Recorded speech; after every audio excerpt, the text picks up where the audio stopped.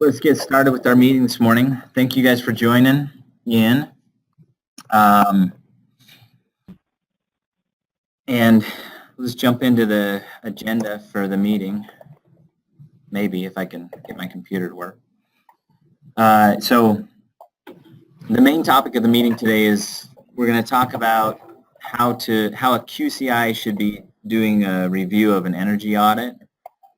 But before we get into that, I just wanted to review some training opportunities that are coming up, and then just a little bit of new business like we always do. So for training opportunities, Dalton, are you on the line at all? Yep, I'm here. You want to talk about the Training Palooza in February? Yep. So with the Training Palooza, Wade wanted me to remind all of you that you got to complete the HPD quiz prior to coming to the Palooza, and some people have not even logged in. He keeps going in and checking. He says he will be sending out some reminders to all of you, but if you don't have your login for the LMS, just email Wade and he can get you all set up so you guys can start working on that. That's one thing that you got to have done.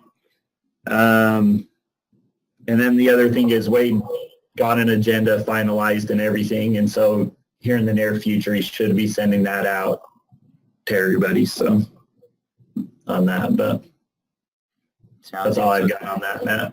So this is the annual training that we do for the whole program, so everybody should be planning on attending, and make sure it's on your calendars, February 6th and 7th up at the training center in Clearfield. Does anybody have any questions or need any info on that or any help with that?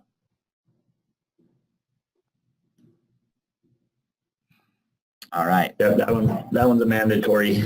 Yeah. Trainings. That's how we get really good attendance. We just make it mandatory, right? Yep. No, we've got a lot of really cool stuff planned for that, so it will be worth your time, and it'll be a good experience. So thanks to Dalton and Wade for all the work that they put in on that. I checked the other day on so Rocky Mountain Center for Occupational Environmental Health. They are one of the providers for lead training. They seem to be the one that most people go to, but they only offer the training once a year. They did finally post their 2019 schedule, and it looks like they're doing a lead refresher on February 13th, and they're doing their lead inspector on February 20th through the 22nd. So if you need either one of those, that is your one chance, at least through that organization this year. So I recommend that you Google Rocky Mountain Center for Occupational Environmental Health and get signed up if you need those classes. And then this one's been on the agenda for a while, but it is getting a little bit closer. I will probably send out a sign up either in February or March for it, but in April we will be holding the first NEAT MIA 101 training class specifically for those people who are going to have to renew their QCI certification, or those who are going to need to get their QCI certification, kind of under the new BPI program, where you have to basically become an energy auditor and then get your QCI rider. So if you're planning on attending that, just save the date, April 22nd through the 24th right now, and in a month or so I will send out a sign up for that class. So, anybody aware of any other training opportunities that this group ought to know about?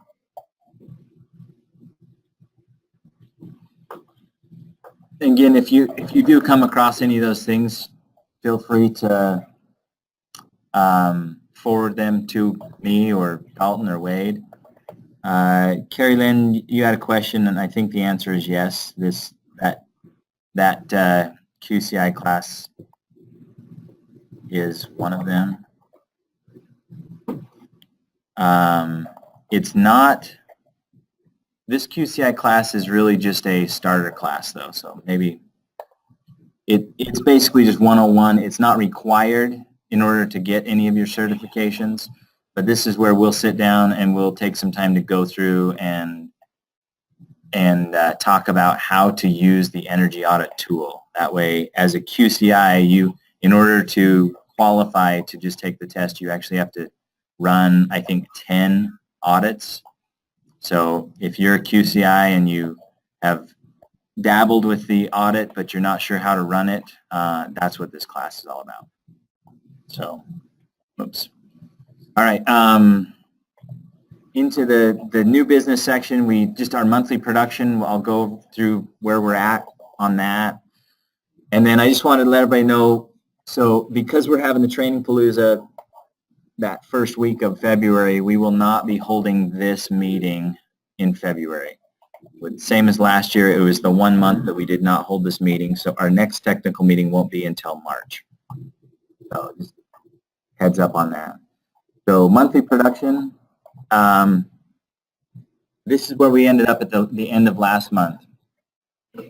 On the left-hand side of the screen, this represents basically if we were to meet our monthly goal. So the light green is the sum total of every agency's goal. So in the month of December, we added up everybody's goal for December, and that came to 34 units. We only turned in 17 units in the month of December. So there was only one agency that met their goal in December, and that was Utah Community Action, or the guys in Salt Lake. So thank you guys for all your hard work. Every other agency fell short of their goal for the December.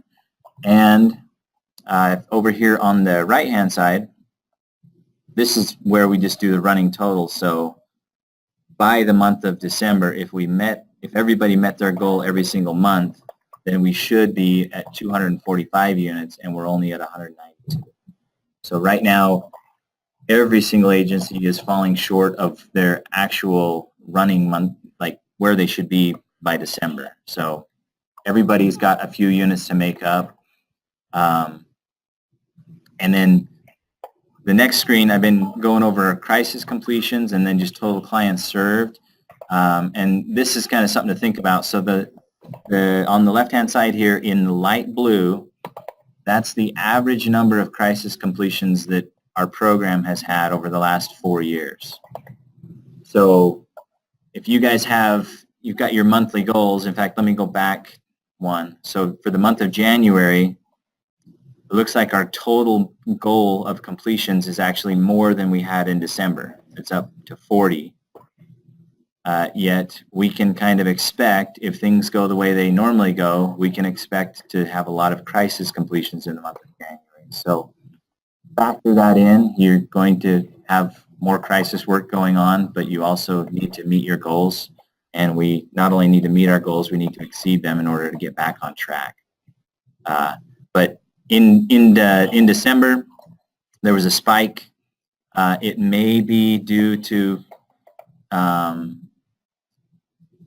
we're now turning in more crisis BWRs because we turn in a crisis BWR for a furnace, and we turn in a crisis BWR for an air conditioner, and we turn in a crisis BWR for a water heater. So that some of that may be reflected in that little spike, and that's why I have put together the information on the right, which I hope gives a little better idea of who we're really serving. So this is just an unduplicated count. This is the total clients that we've served over the last 4 years. So the light purple, usually in the month of December, our program has been serving about 53 clients, and in the month of December, just this last month, our program only served 48. So even though we have a spike here, we've only served 48 clients. So I don't know, hopefully that just helps you kind of get your bearings on how many people we've served last month, how many people you can kind of expect to be serving. Like there is going to be a spike in January, and factor that into your weatherization production as you're working forward. Again, thank you guys for all of your hard work, and please continue. Please do everything you can within your own little circle of influence to make sure your jobs are done, that your goals are met, and that you're reaching to actually exceed your goals a little bit so we can get caught up. Anybody have any questions on production?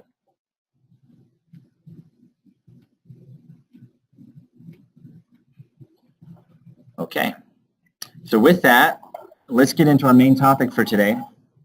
And to start the main topic, I wanted to share this with you. So back in December, I had to go do some monitoring up in Logan, and when I got back from that monitoring, at the state, we pay for our hotels and stuff out of our own pocket, and then we get reimbursed for it afterwards. So I had to fill out a reimbursement form when I got back.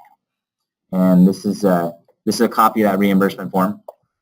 And over here, you'll notice in the comment section, I wrote down that I traveled in a state vehicle and my phone was reimbursed and the hotel provided breakfast on 12, 4, 5, and 6. So I made some comments that the hotel provided breakfast. Well, this form, like so many forms that we use, it has some little nuances about it that you need to know in order to fill the form out right. And basically, when I put these dates in up here, it automatically fills in the second page. And it will, if I say that I went from 12/3 to 12/6, it just fills in my daily per diem for my meals. And if a hotel or a conference provides a meal for me, I actually need to manually go in and delete those. Well, I forgot to delete that. But luckily, we have a system that works pretty well. Our system is I fill this form out, I sign it, and then I submit it to Brad, who, as my manager, he reviews it for accuracy and also to decide whether or not to approve it. And then he sends it up the chain to get reimbursed. Well, fortunately, Brad was on his game, and Brad noticed that I forgot to delete out my breakfast. So basically, I turned in a form, and I requested more money than I should have requested. But luckily, our system is that, you know, I fill out the form and we have somebody else look it over before we send it up the food chain. And in this case, it was caught. Worst case scenario, it would have gone up the food chain and they would have reimbursed me, and then at some point somebody would have noticed and they would have called and said, hey, Matt, you owe us money. You need to pay it back. And I'm really glad that didn't happen. And I also don't want, like, this was just an honest mistake, but I don't want somebody thinking, oh, is he trying to cheat the system somehow? So anyway, I share this with you for two reasons. We're going to talk today about our QCIs needing to conduct an energy audit, but I share this example with you to let you know, as many of you already know, I'm far from perfect. I make mistakes all the time, and so do each of you. We all make mistakes. We're all human. We're all gonna forget to do something sometime, and that's why we need to have good systems in place to help us catch those mistakes. So these mistakes are never mistakes as long as you can catch them within your system before you turn the documentation in. And so QCI was aware of that, or QCI. BPI and DOE were aware of this issue. They basically recognized the need to have somebody check over our files before we turn them in, and so they created a quality control inspector.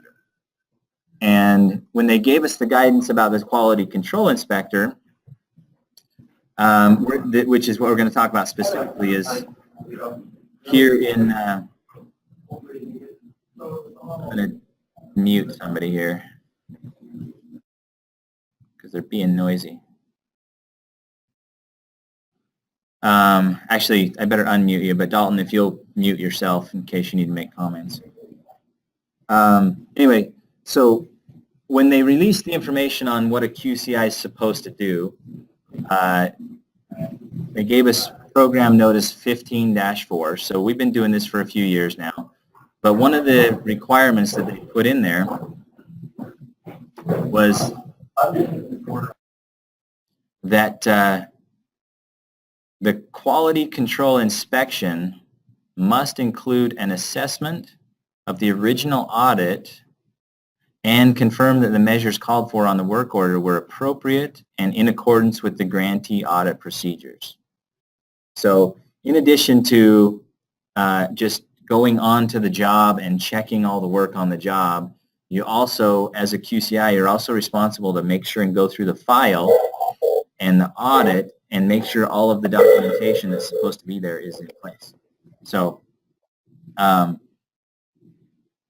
so what does that look like? What does that mean? Right now, if you guys are using your QCI worksheet, you're actually covering most of what you should be covering in the audit review. In fact, I drew this little messy picture to show you. I pulled in this definition so we can keep thinking about what the actual definition is. But this is the first page of your QCI form, and I've highlighted everything that pertains to the audit. So, and then I just drew a line. Hopefully, many of you QCIs know. If you don't know and you're a QCI, this is an important piece of information. The audit file, we actually have a standard file format that the audit file must be in. So when your auditor is done with an audit, they're supposed to have a file that has these 12 things in it. It has to have an input and recommended measures report in the file. They're supposed to put all their field collection forms into the file. There's supposed to be audits, your pre-weatherization blower door, your ASHRAE estimate, health and safety assessment, lead inspection, your pre-weatherization worst case draft, a CO analysis, Shipoh information, and then your mold and your client ed documents. All of that stuff is supposed to be put into the audit file. It's supposed to be put into it in that order, and it should have that, use this naming convention. So I put that over here on the left to show you that I drew a line to all of these items that are actually on the QCI form. So you should be checking on these things. And the purpose of today is really, it's not to say, here's a bunch of new information. This is really just to kind of expand upon what you should be doing already. Because the form that we're using for a QCI, it is very concise. They've, I think Brad mentioned to me that this actually came from DOE or from, anyway, it came from up the food chain somewhere, and whoever put it together, they tried to boil it down to something very simple so it could all kind of fit on, a few pages. But if you look at each one of these bullets, if you're doing a good check on some of those things, there's really a lot more detail to them. Like your eligibility determination is present, and Brad actually at one point added a note here to say, there's 4 or 5 things you need to be checking on this eligibility before you just check the box. So that's kind of what we're going to do today. I want to go through each one of these things and talk about the details that you really need to be checking on before you check yes or no on your QCI form. And I also just wanted to show you that, every one of these forms except for 2 of them, your field collection forms, are really not represented on the QCI. And the other thing, which is not that big a deal, it's just the paperwork that your auditor uses to collect all the information, and they can really collect that in any manner that they want, but DOE actually requires that however they collect it, that those documents are included in the file. The one that is missing right now that really should be added is our health and safety assessment. That's a key part of an audit. So for the time being, make sure that you guys are looking at that. I recommend that you become very familiar with this this standard file format list, and that you're kind of referencing that a little bit when you're going through your audit files. In fact, when I go through the audit today, as I show you how I would do it, and hopefully give you some pointers on what to look for in each of these areas, I'm going to follow this format. I'm not going to necessarily follow what's on your QCI. But know that when you come to number 2 on the QCI and it says Energy Audit Data Collection Form and Input Report, that covers these first 2 items there, and we'll go into a little more detail about what you need to look at before you just check that box off. So let's go back and read this definition really quickly before we step into this and think about it. So it says that a quality control inspection must include an assessment of the original audit and confirm that the measures called for on the work order were appropriate and in accordance with the grantee audit procedure. So what are the grantee audit procedures? Does anybody out there know what the grantee audit procedures are?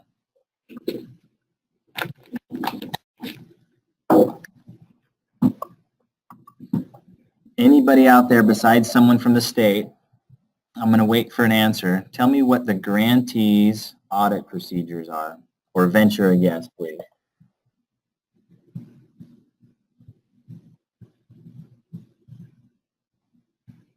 Everything you wrote down under auditing in the guidelines. Yeah, that is just it. So the grantee is the state, and the state, basically DOE's told us, you tell us what your audit procedures are, we'll review them.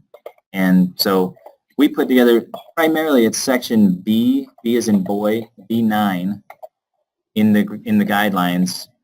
It covers most of our audit procedures. So as a QCI, you need to be familiar with what the audit procedures are, because you have to confirm that the measures that were called for on the work order were appropriate and that they were done in accordance with our audit procedures and protocols, which were approved by DOE. So when you look at that definition, just simply looking and saying, oh, yep, there is an input report and there's a recommended measure report in the file, and checking those boxes really doesn't confirm that the measures that were called for were appropriate and everything was done in accordance with our procedure. There is a little more detail that you need to get into if you're doing this properly. So let's get into this a little bit. I want to go through this, and what I've done, and I have to tell Scott Bolander thanks in advance, because I asked him at the last minute if I could use one of his audits for this example. And I just randomly grabbed one of his audits, and then I just tried to cover up I did cover up all the client information on this audit. So we're going to use this audit and we're going to go through this. And the other thing I've done is I've put together, I will email this out after the meeting, but if I was to give you kind of an expanded list of stuff that I would recommend that you're looking for as a QCI, this would be that list. So I put together this list. It has about 30 items on it that you really should be checking for, but you'll notice that the meat of it is there's a bunch of stuff that you really should be looking for when you're looking at the NEAT input report. And that would take the majority of your time when you're reviewing an audit file.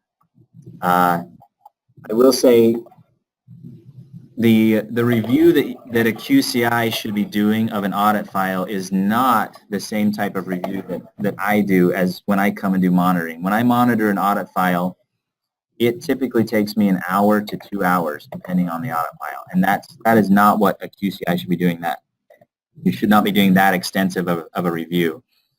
But you should be doing a review. You should be kind of looking and making sure all the pieces are there and that things pass the make sense test. I have a lot of practice at this. I've been doing this for a little while, and so I know what to look for.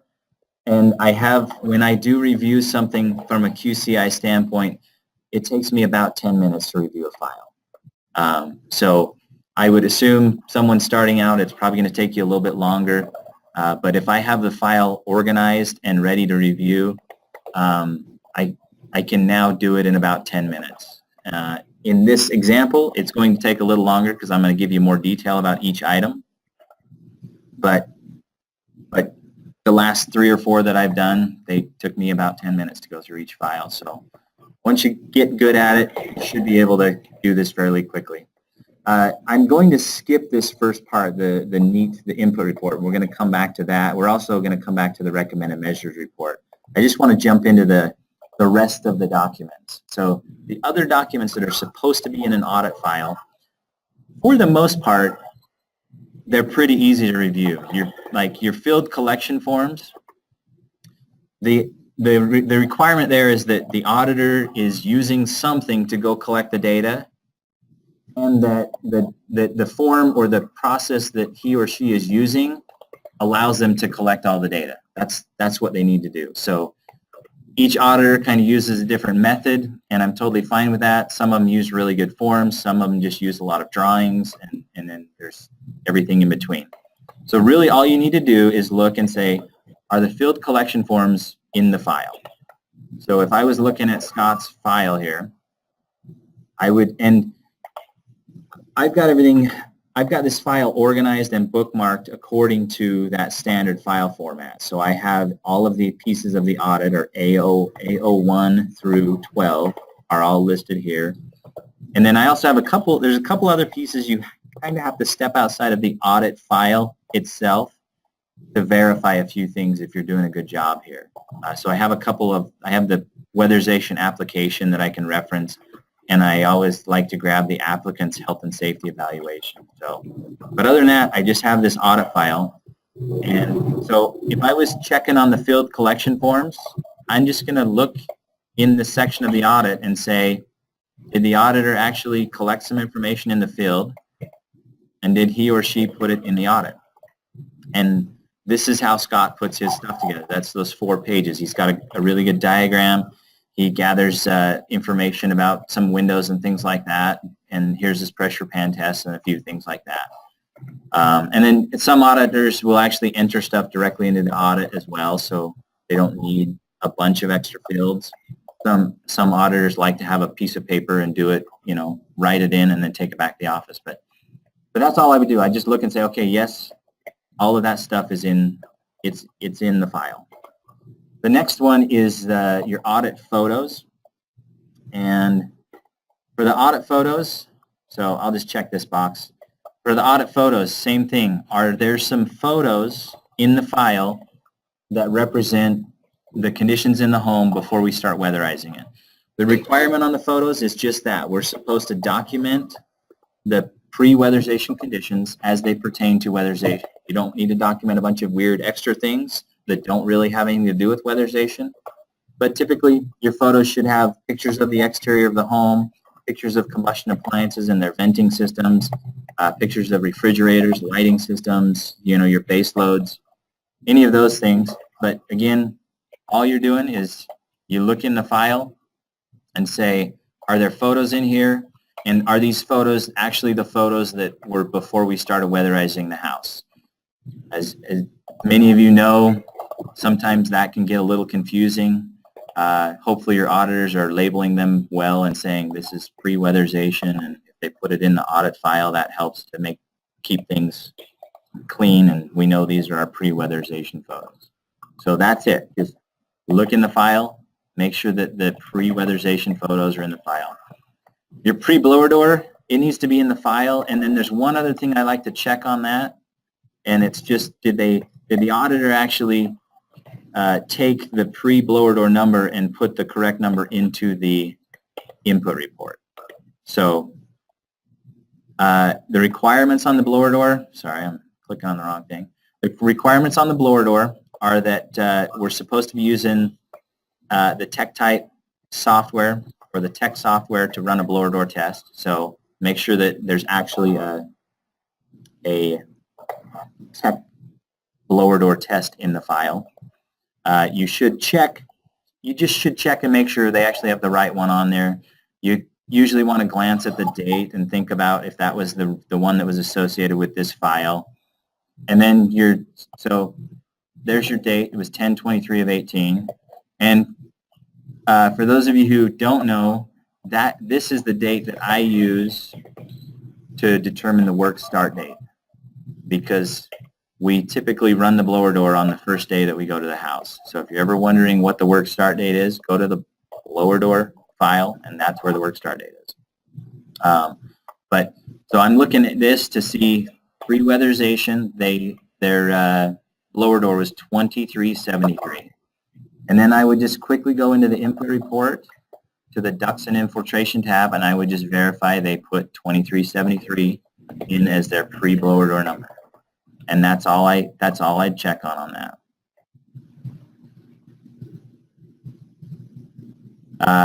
The ASHRAE, so the auditors are required to estimate ASHRAE, and the whole purpose of that is the auditor needs to think about what's their ASHRAE strategy going to be. If we actually get the air sealing done that we're trying to do, how much ventilation is this house going to need, so that the auditor can start to think about what would be a good approach for this. So that's the purpose of that. The ASHRAE estimate it is not the ASHRAE calculation that you do at the end of the job. It's just an estimate, but they should be estimating things accurately. So all you're doing, you're going to look and say, is the estimate complete and in the file? So in the ASHRAE estimate, you just want to glance and say, okay, did they actually fill everything out? Does it match? Maybe you've noticed that the file has 1,750 square feet, so you're just going to glance at a few things, make sure it has the right client name on it. You don't have to, you shouldn't be going in great detail and going, oh, wait a second, was there a window in the bathroom or not? Just glance at this and say, did they fill everything out? And does this number pass the make sense test? And that should be sufficient for your review of the ASHRAE file. So I'll check that one off. The next one, A07, is your health and safety assessment. You need to make sure that it's complete and in the file. But there's a couple of extra steps that you really should be taking on this one to help your auditors out. And I wish that these weren't necessary, but as I review files, we make a lot of mistakes in this area. So a good QCI would watch for these things and help catch some of these mistakes. So, and these are, you're going to look and make sure the form is complete, but you want to look and say, were all of the health and safety items that they documented on that health and safety file, did they include them on the audit? And then also, did they look at the client health and safety evaluation and address any of their concerns? That's the document that we are asking the client, basically, is there any pre-existing conditions that we need to work around while we're weatherizing your house? So those two things are pretty important. So to do that, I would look at the file, and I scroll through this, again, just to make sure that the auditor is using it, that they're checking the appropriate boxes, they filled things out here. But when they're doing this, remember that this form, if there's nothing wrong, they're not going to be checking boxes. I like in this case that Scott's putting NA to kind of indicate that he's checked those things. But then there's a signature here you want to check on. And on this last page, you want to check and make sure that this is one of the biggest things.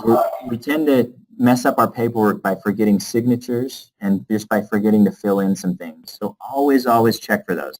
Make sure that the auditor's signature is in place and the client's signature is in place. And then just look down this list and think, okay, what did the auditor commit to do for health and safety here? Because they put down agency responsibilities. So it looks like there's CO, smoke, and then there's something about a garage door that's not sealed, but that they'll address it as part of their air sealing. So the two items here that are health and safety items are CO and smoke, and you want to make sure that they actually make it from this list onto the audit. In the audit, the place that all of our health and safety items are going to end up is on the itemized cost. So I'm going to go to the section of the input report where the itemized costs are.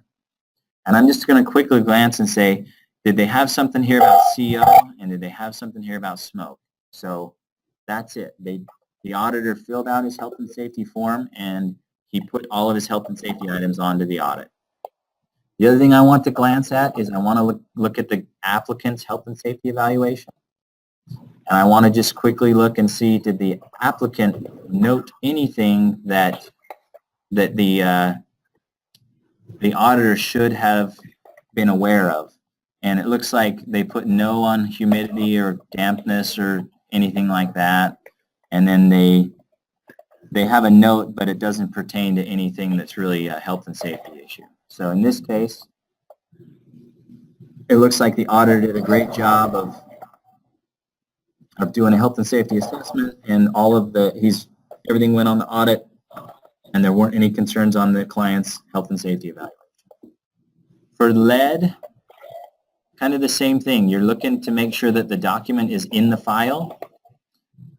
No matter what the age of the home is, every single file is supposed to have this document, this lead inspection report in every file. If the house was built yesterday, then this report would be in the file. It would say that the home was built in 2019 and that it was constructed after January 1st of 1978, and so there was no testing required, and the auditor would sign it and date it and put it in the file. So you're just simply checking, did the auditor fill this form out? But be aware of how the form is used. If the home was built before 1978, you're going to have the date, and there's going to be an XRF attached to this form. So when an XRF is required, it should be part of this report. So you would want to look at the XRF, make sure it's there, make sure that they tested things that they should have tested, and that they listed any measures that would be affected by lead safe. So that's what you're looking at there. Just is the lead inspection report in the file, and is it complete? Is an XRF report attached when it's required? Now remember, we're just looking at the audit part of this file. If there is lead work to be done on the home, there's some additional documentation that has to be included when you do the closeout on the file. But for right now, the auditor was required to run a lead test, and then the auditor was also required to make sure that any surfaces that would be disturbed were tested. So that it's important as a good QCI, you really should take a glance at the XRF test and think about the surfaces that they tested and the surfaces that were actually disturbed on the job, and make sure that the auditor is doing a good job of testing all those surfaces. As a QCI, if you notice that the auditor's making errors or making mistakes on any of these things, what should you do? What do you do if you start finding problems with what the auditor is doing? How do you deal with them as a QCI?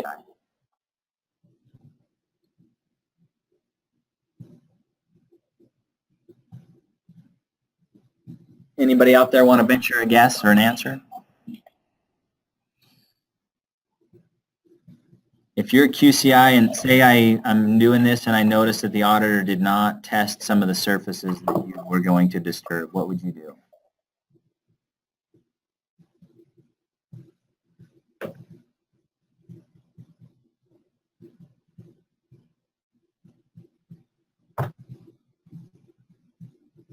All right, I will call on somebody. Nate Hunter, are you guys on the line there? Housing Authority, or from Mountain Land, sorry. Yeah, we're here. All right, so tell me, if you're reviewing all this stuff and as a QCI, if the QCI notices that the auditor did not test some of the surfaces that should have been tested, what should the QCI do? Have the auditor go out to the job and test those before they start doing the work. Yeah, and if they haven't, if that's already passed and you've missed this opportunity, what do you need to do as a QCI? Document it. Document it, and what else? If you document it but you never tell the auditor, will the problem ever get fixed?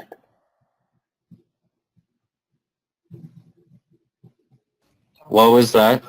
If you document it but you never tell the auditor, will the problem ever get fixed?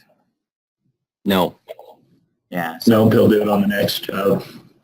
Yeah, the main point here is, as a QCI, you're kind of checking everything. You're checking some stuff that the intake workers do. You're checking some stuff that the auditors do. You're checking stuff that they do in production. And you guys need to make sure that not only are you documenting it, but you're also communicating it back to the appropriate parties. And that you're doing it in a professional manner so that everybody can get better.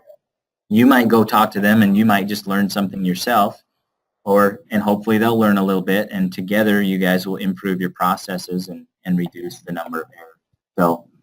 So be aware that not only, if you find these errors, you're not just documenting them, but you're also taking that extra step to make sure that you're working on fixing them going forward. So continuing on, the next item is, or the next document is the pre-worst case draft test. So you want to make sure that it is complete and in the file. And one of the things that you really want to check on there is you want to make sure that all of the appliances that before weatherization started, all of the appliances that were combustion appliances need to be tested, or they need to have been sealed combustion appliances. We kind of have a general rule that you don't need to test the sealed combustion appliances. So you take a glance at your worst case draft test, and, whoops, I'm picking the wrong document. And you just want to look at it and see that it was filled out properly. So you want to see that this is in fact the pre-weatherization form, that the date matches the other dates on or around the work start date. And you just want to glance and say, did they fill everything out right? And then which appliances were actually tested? Looks like a water heater was tested. You may want to flip to the photos and look and see what appliances were there and should they have tested any other appliances. Looking at this picture, should they have tested any other appliances on a pre-weatherization job here?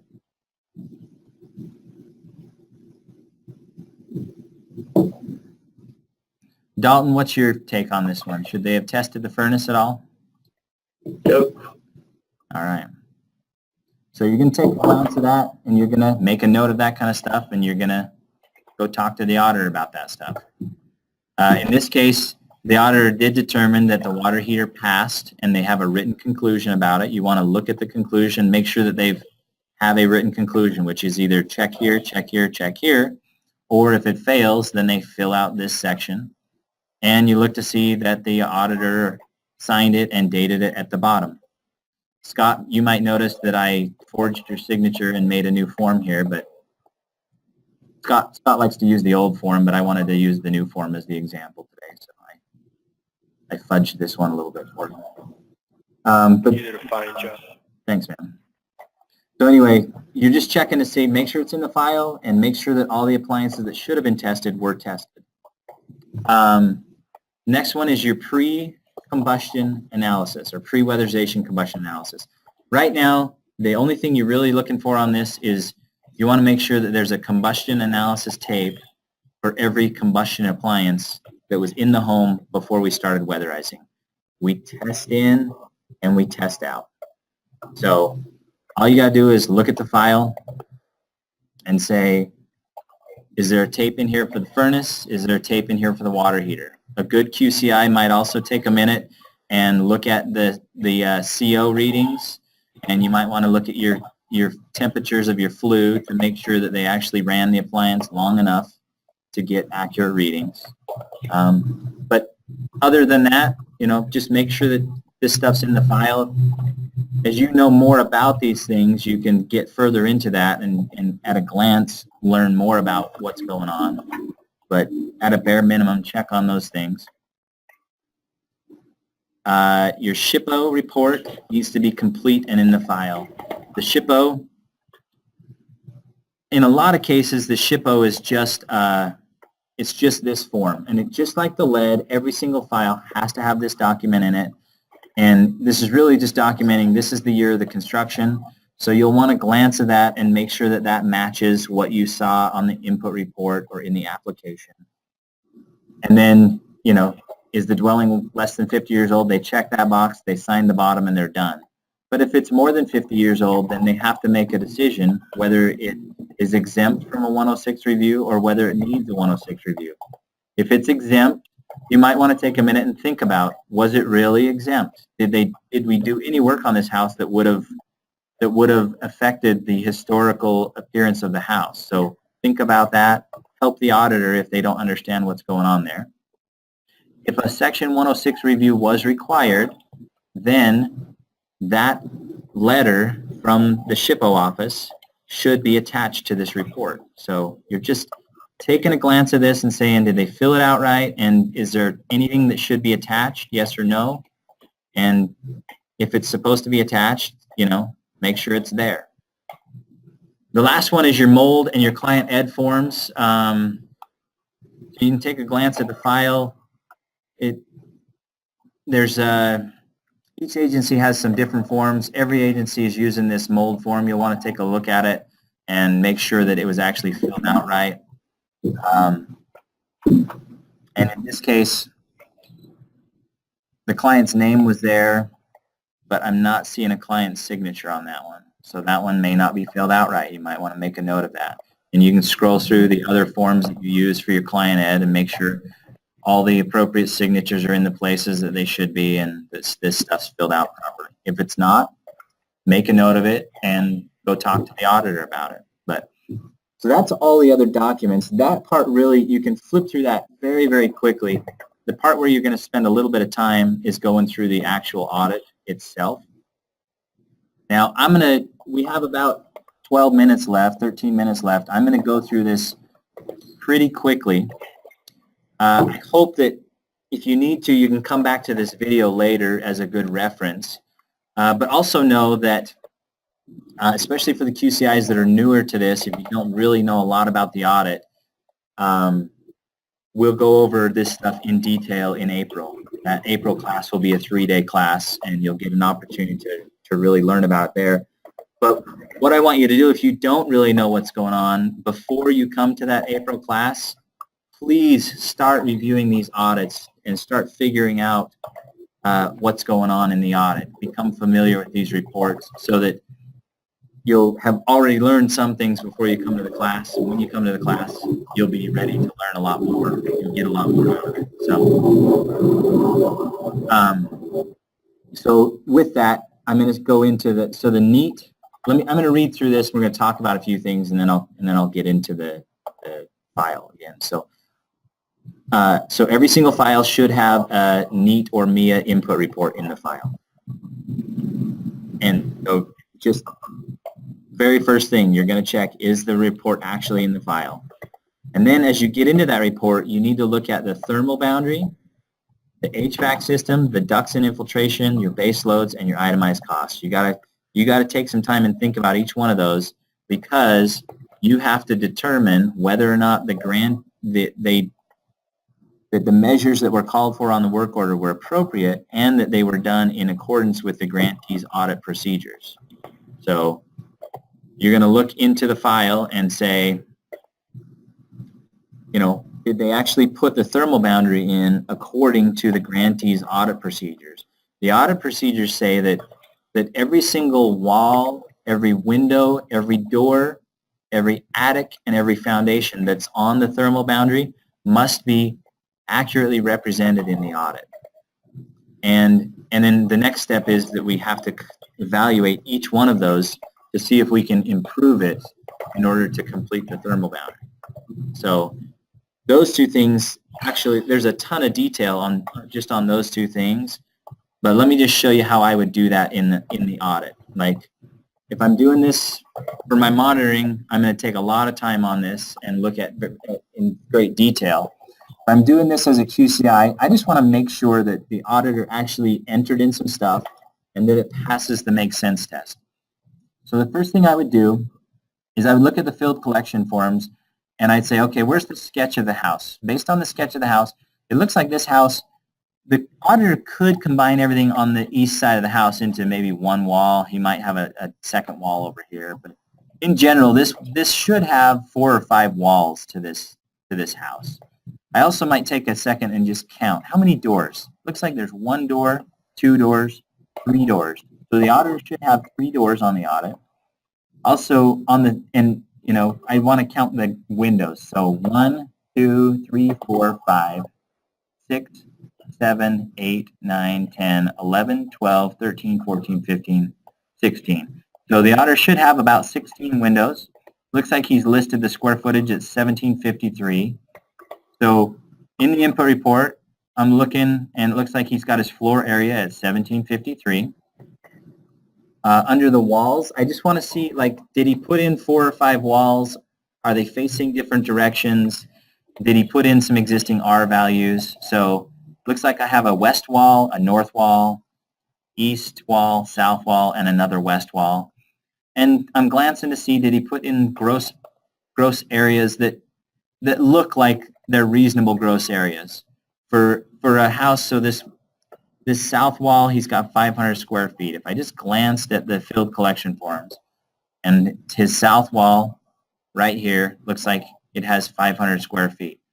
You know, if that sounded excessive, you might want to dig into it a little bit. If that sounds reasonable, you'd leave it alone.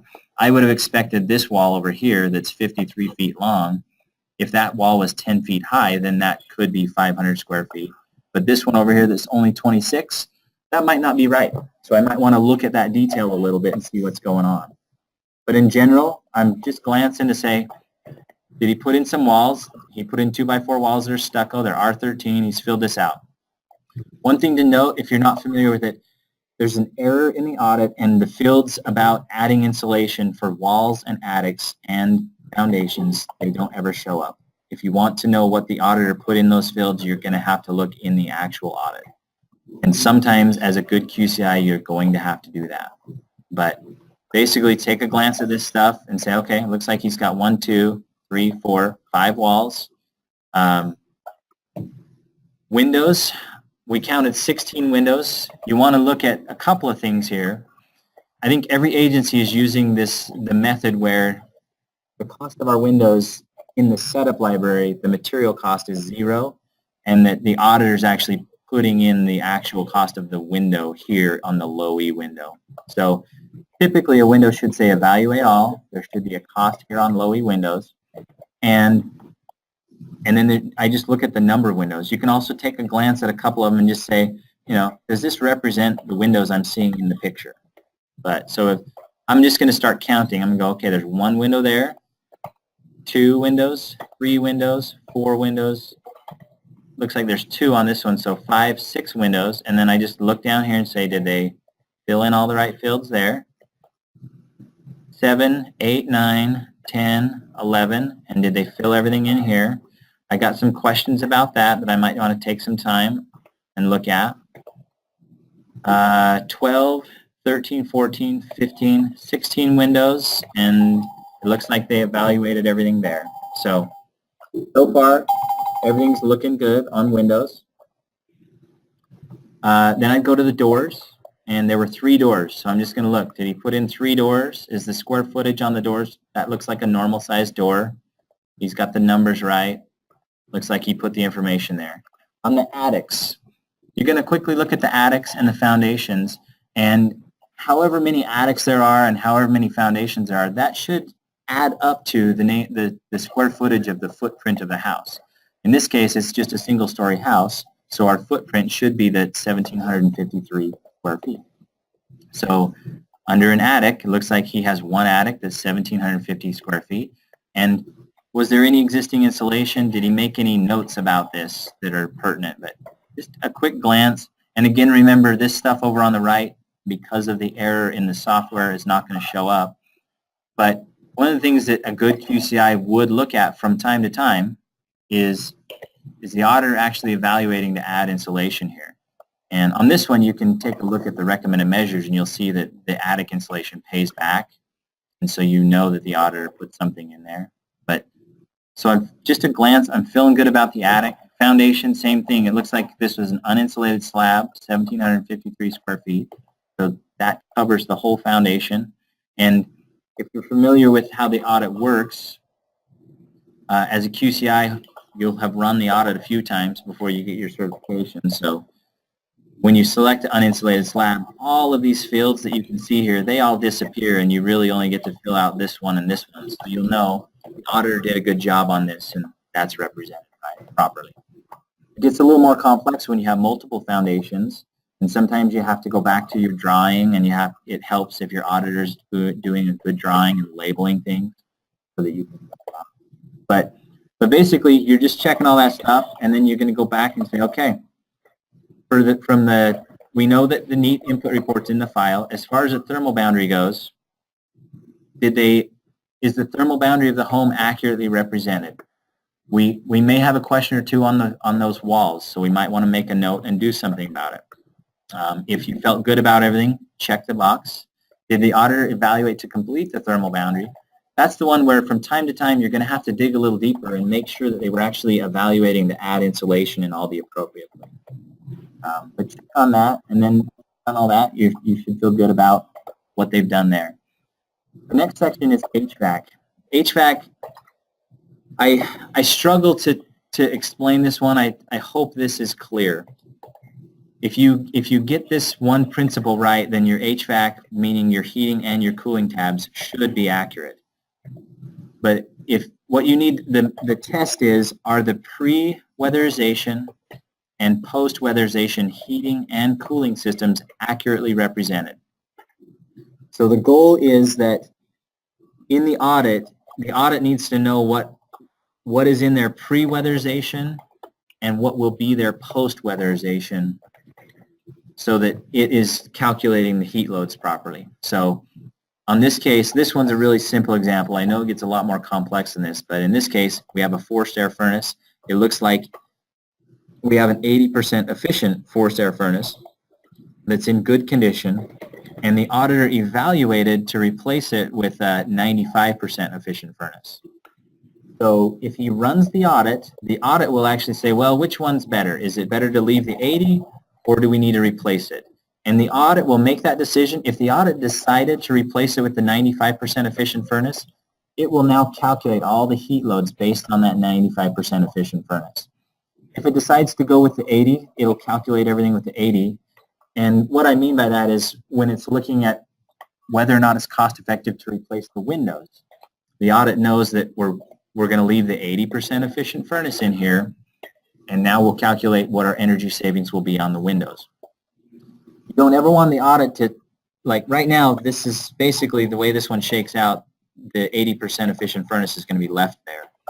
If during the process you guys decided that you needed to replace the furnace, mandatorily replace the furnace as a crisis, then you need to go back and adjust your audit. You'd pick mandatory replacement here and rerun the audit, because that will change whether or not the attic insulation pays back, whether or not the windows pay back. But in general, you're looking to say, okay, did the auditor fill everything out right?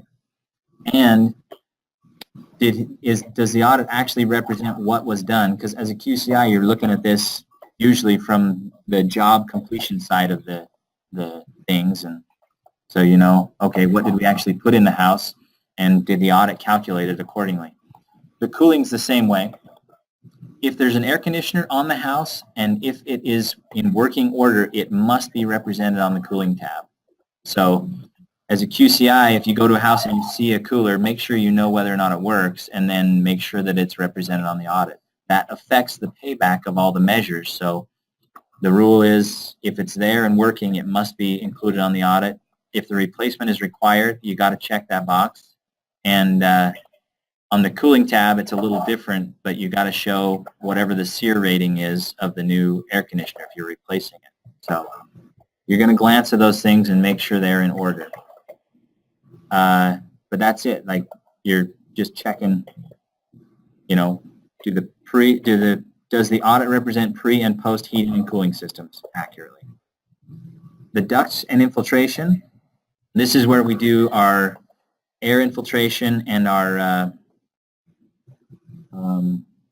the duct sealing stuff. It looks like I'm at the 9 o'clock mark. If you guys will hang with me for about 5 more minutes, I'll wrap this up. If you need to go somewhere, I won't be offended if you drop off the line right now, so you can go get your jobs done, and just know this is recorded. You can watch it later if you want. But I'll keep going for a couple minutes. So ducts and infiltration, you're just looking at it to say, first and foremost, were there ducts outside the conditioned space? And if so, were they tested for leakage? Is there a written air sealing strategy in the file? And then did we follow that air sealing strategy and actually accomplish our goal? And if not, why not? This is one we're watching closely. So as a QCI, make sure your auditors are really doing a good job of writing air sealing strategies.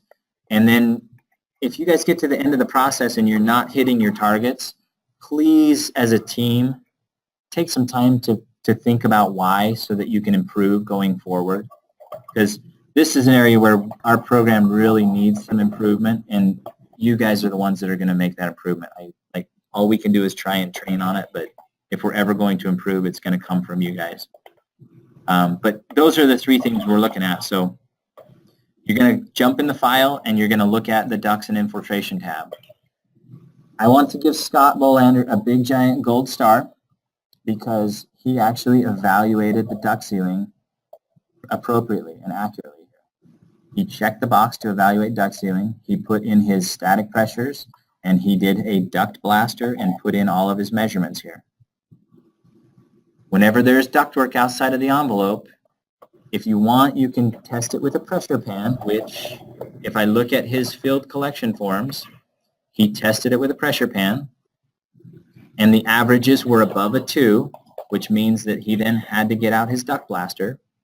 So he got out his duct blaster and he ran a full test, and we now know exactly how leaky the duct is. So he evaluated the duct separately, and then also he's got his pre-blower door number, and he has a 30% reduction target here. So you're just glancing at all that to make sure it's all accurate and that the auditor did that right. That's one where there's a lot of errors. There's a lot of times where the auditors are not testing the duct leakage. If you get to this and there is ductwork outside the envelope, you may see just a note down here in the comment section where the auditor commented and said the average duct leakage was 1.5 Pascal. As long as it's below a 2, and then they might say the ductwork is tight. And that's how you know they don't need to, they're not required to evaluate the duct separately using a duct blaster. But anyway, you're just checking on that. That's all you need to check on for ducts and infiltration. So I would check these boxes. On the written air sealing strategy, typically that should be right here, but I've also told all the auditors, because of some software constraints, sometimes it's easier to just write that directly onto the work order. So as a QCI, you may need to go look at the work order and make sure they're doing a good written air sealing strategy there. And that's okay. But once you've checked on that, check these off. The next item is your base loads, which is your shower heads, your refrigerator, and your lights. So these ones are usually pretty quick.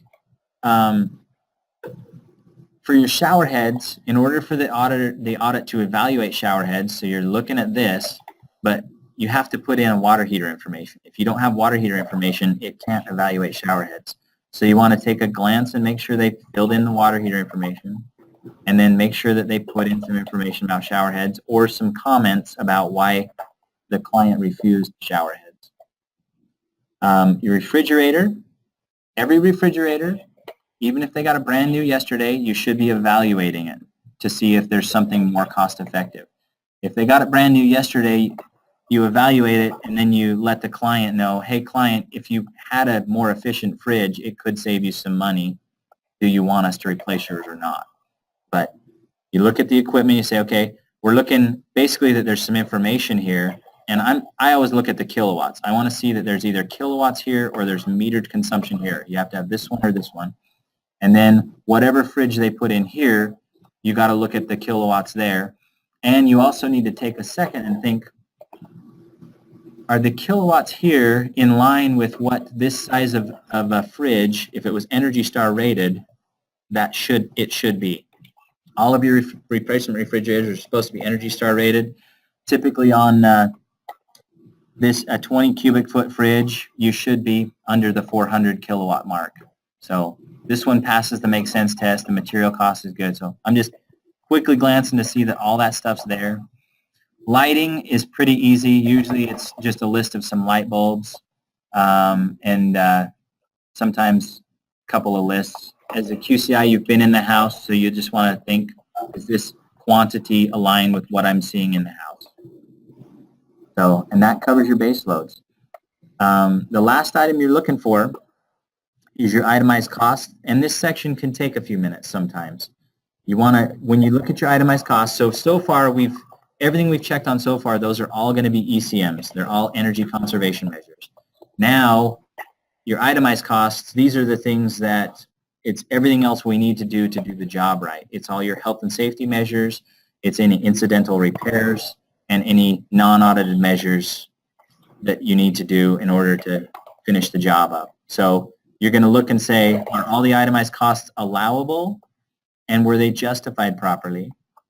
And does the audit represent all the work that was actually done on the home? Those two questions are kind of big. Sometimes you have to dig around for a few minutes. But in general, you're going to go to the itemized costs and you're going to look at it and say, okay, looks like they vented out an existing bath. They had an ASHRAE fan. Both of those things are very normal health and safety measures that don't really need any additional comments. And the prices are reasonable. They have a non-audited measure to tune and clean the furnace and provide filters. And providing filters is allowable as a non-audited measure, so it doesn't really need any additional comments there. The NAM, disconnect unused duct from trunk line and attic, that one, the name itself gives us a pretty good description, so I feel good about that. Sometimes items like this may need additional comments to explain why they were needed. And then you have the CO monitor and your smoke as health and safety measures. So I'm just taking a glance at this and going, okay, these are all the other items. The auditor labeled them all, so I know exactly what kind of measure they are. Their costs seem to be reasonable or in line with what they should be. And they've left this blank, which is what they should do on everything but an incidental repair. So I'm feeling good about what they've got there. Last thing you do, so that is the input report. And then the very last thing you're looking at is just your recommended measures report. You want to look and say, is it in the file? And then you got to kind of do the same thing that you just did. Are all the measures appropriate and allowable? You're kind of checking this report as well for that. The other thing you have to check, and this, I kind of call this another software flaw. The software allows you to print a input report and separately from a recommended measures report. And so it's very, very easy for us to print an input report and put it in a file, and then a few days later rerun the recommended measures report and print it and stick it in the file. But the two reports have to match, and I'm finding a lot of times where they don't. And in order for us to have all the correct documentation in the file, these two things have to match, and they also need to match with your work orders. So as a QCI, you should become familiar with how to check on that, and you should take a second to check it. So does the recommended measures report match the input report and the work orders? I'll show you just quickly how I check to see if the input and the recommended measures reports match.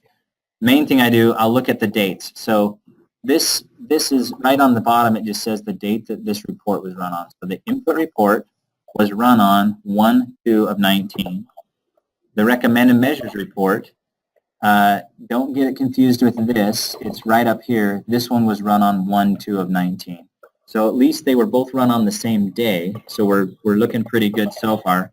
And then the other thing I like to do is I just like to glance and say, you know, based on those the itemized cost measures, does this list match? Like if there's anything out of the ordinary here, since I just looked at this before, I just take a glance and say, yep, they all match. It looks like we're looking at the same exact report. So I've checked to say the recommended measures report is in the file. It does match the input report. And then I just want to look at it and say, okay, this is what it called for. It called for some duct sealing, infiltration reduction, lighting, thermostat, pipe insulation, tank insulation, duct insulation, shower heads, and attic insulation.